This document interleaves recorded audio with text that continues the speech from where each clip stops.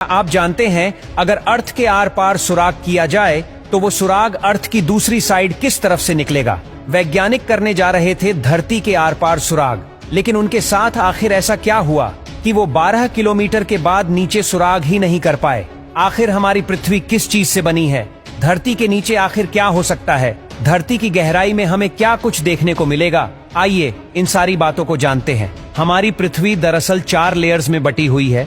सबसे पहली लेयर है क्रस्ट लेयर, जिस पर हम रहते हैं। धरती पर बड़े बड़े गड्ढे जैसे कि कुएं और खदानें, सब कुछ क्रस्ट लेयर में ही है। कोला सुपर डीप बोरहोल भी क्रस्ट लेयर पर ही है, और ये वही गड्ढा है जिसे वैज्ञानिक चाहते थे कि वो इस गड्ढे को धरती के आर पार कर दे, लेकिन वो सिर्फ 12 किलोमीटर ही खोद पाए। दरअसल 12 किलोमीटर गहराई में जाकर तापमान 350 डिग्री सेल्सियस तक चला गया, और वैज्ञानिक के उपकरण जैसे कि ड्रिल मशीन वगैरह पिघलने लग गई, और वैज्ञानिक आगे इस गड्ढे को खोद ही नहीं पाए। क्रस्ट लेयर के बाद जो लेयर आती है उसे मेंटल लेयर कहते हैं। मेंटल लेयर क्रस्ट और कोर के बीच की लेयर होती है। ये धरती की वैसे सबसे बड़ी परत है, जो समुद्री परत के नीचे लगभग 35 किलोमीटर से लेकर 2900 किलोमीटर तक की गहराई में फैली हुई है। आपको बता दें कि धरती की चुंबकीय शक्ति, टेक्टोनिक प्लेट्स और ज्वालामुखी गतिविधियों में इस लेयर का बहुत बड़ा योगदान है। मेंटल लेयर में 2 कॉन्सेप्ट का जानना बहुत जरूरी है, एक लेथोस्फेयर और दूसरा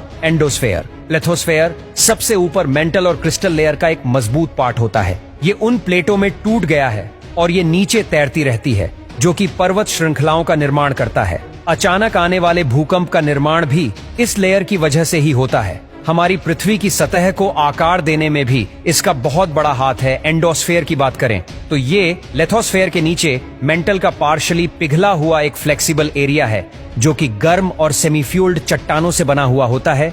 पृथ्वी की सतह में जो टेक्टोनिक प्लेट्स होती है, उनकी हलचल में इसी लेयर का हाथ होता है। अब बारी आती है धरती की सबसे आखिरी सतह, कोर की, जो कि सबसे गहरी और अंदरूनी पार्ट है। आपको बता दें कि ये धरती के अंदर का सबसे गर्म और दबाव वाला एरिया होता है।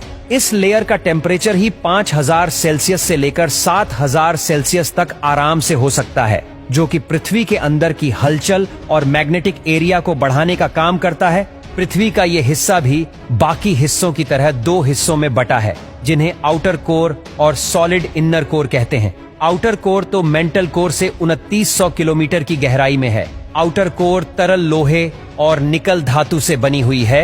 इसके बाद बात आती है सॉलिड इनर कोर की। ये लेयर पृथ्वी के सेंटर से 1220 किलोमीटर के दायरे तक फैली हुई है।